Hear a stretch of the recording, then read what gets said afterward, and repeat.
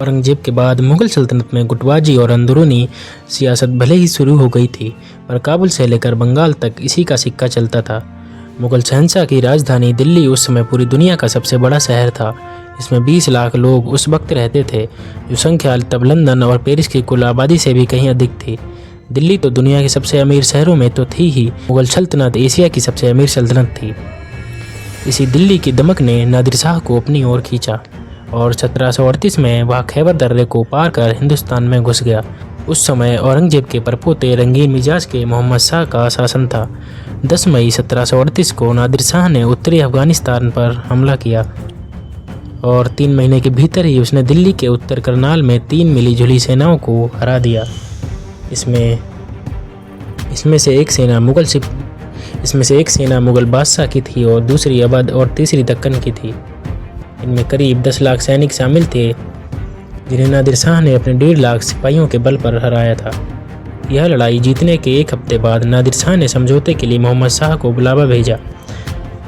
उसकी ओर से शहादत खान प्रतिनिधि बनकर पहुंचा और हुआ कि मोहम्मद शाह से 2 करोड़ रुपए लेकर नादिर शाह अपने देश लौट जाएगा। बाद में नादिर शाह ने यह समझौता तोड़ दिया और शहंशाह को मिलने के लिए अपने खेमे में बुलाकर बंदी बना लिया।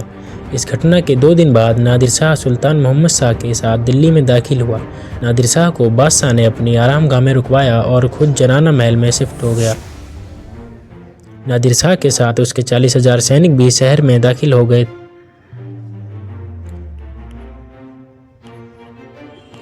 इससे अनाज की मांग बढ़ गई तो दाम भी बढ़ने लगे। इसी को लेकर एक दिन नादिर शाह के सैनिकों की एक दुकानदार से बहस होने लगी और देखते ही देखते शहर में दंगा शुरू हो गया। किसी ने अफवाह फैला दी कि नादिर शाह को एक जनाना गार्ड ने मार डाला है। फिर तो भीड़ ने ईरानी सैनिकों पर हमला बोल दिया और दोपहर तक 900 सैनिक मार दिए गए। उधर नादिर शाह को यह खबर मिली तो उसने कत्लेआम के आदेश दे दिए।